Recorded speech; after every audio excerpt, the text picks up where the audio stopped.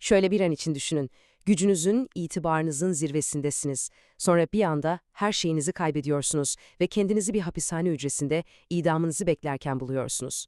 İşte bu korkunç durumda Romalı filozof Boëthius, tarihin en dokunaklı eserlerinden birini kaleme aldı. Felsefenin Tesellisi.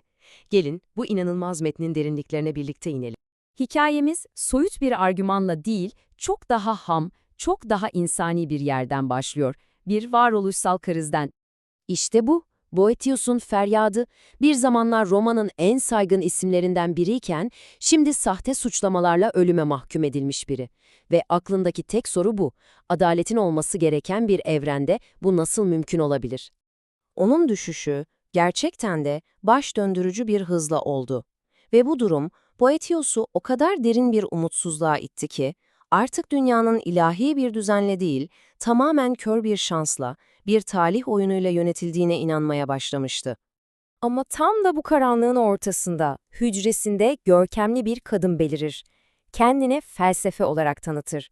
Ama buraya basitçe avutmaya değil, Boethius'un ruhunu iyileştirmeye, ona gerçek bir tedavi sunmaya gelmiştir. Ve felsefenin koyduğu teşhis gerçekten çok şaşırtıcı. Diyor ki, senin sorunun kötü şans değil, çok daha derin bir şey.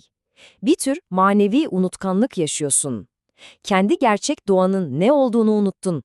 Felsefe, tedaviye, hepimizin mutluluğu aradığı yanlış yerleri tek tek yıkarak başlıyor. Çünkü Boethius'un en büyük hatası, mutluluğunu asla tam olarak sahip olamayacağı, her an elinden kayıp gidebilecek şeylere bağlamasıydı. Servet, makam, şöhret gibi. İlk olarak zenginliği ele alıyor. Diyor ki, zenginlik, sanılanın aksine ihtiyaçları ortadan kaldırmaz, tam tersine yenilerini yaratır. Ne kadar çok şeye sahipseniz, kaybetme korkunuz da o kadar büyük olur. Yani bir özgürlük değil, bir kaygı kaynağıdır aslında. Peki ya makam, güç? Felsefenin argümanı çok basit ama bir o kadar da güçlü. Eğer güç özünde iyi bir şey olsaydı, nasıl olur da bu kadar sık kötü insanların eline geçerdi? Demek ki gerçek güç, başkalarını yönetmek değil, kendi tutkularına hakim olabilmektir. Gelelim şöhrete. Felsefe için şöhret, kalabalıkların gelip geçici fısıltılarından, yani boş bir gürültüden başka bir şey değil. Çünkü bir insanın gerçek değeri, başkalarının ne dediğinde değil, kendi vicdanında yatar. Pekala, felsefe mutluluğun ne olmadığını bize gösterdi. Bütün bu sahte hedefleri yıktı. Peki o zaman geriye ne kaldı? Mutluluk bu dışsal şeylerde değilse, nerede? İşte şimdi asıl cevaba geliyoruz. İşte kilit nokta bu. Gerçek mutluluk, dış dünyada olmadığı için sizden asla alınamaz. O, tamamen içsel bir haldir. Erdemli bir yaşam sürmekte, kendini tanımakta ve en nihayetinde bakışlarını dünyevi şeylerden ilahi olana çevirmekte bulunur. Ve bu düşünce zinciri bizi kitabın belki de en çarpıcı, en kışkırtıcı sonucuna getiriyor. Kötü talih, iyi talihten daha iyidir. Evet, yanlış duymadınız. Ama bu nasıl olabilir ki? Felsefe şöyle açıklıyor. İyi talih bizi aldatır, bizi kaybedebileceğimiz şeylerin kölesi yapar ve gözümüze bir perde indirir. Oysa kötü talih, yani zorluklar, o perdeyi yırtıp atar. Bize dünyanın ve kendimizin gerçek doğasını gösterir ve bizi içimizdeki asıl gücü bulmaya zorlar. Tamam, bunu anladık diyelim. Ama bu çok daha büyük bir soruyu gündeme getiriyor. Eğer evreni iyi ve her şeye gücü yeten bir tanrı yönetiyorsa, o zaman neden etrafımız adaletsizlikle dolu? İşte bu. Boethius'u en başta o karanlık hücreye ve umutsuzluğa sürükleyen sorunun ta kendisi. Felsefenin bu devasa soruna cevabı ise, bakış açımızda köklü bir değişiklik yapmamızı gerektiriyor. Felsefeye göre biz olayları çok dar bir pencereden görüyoruz.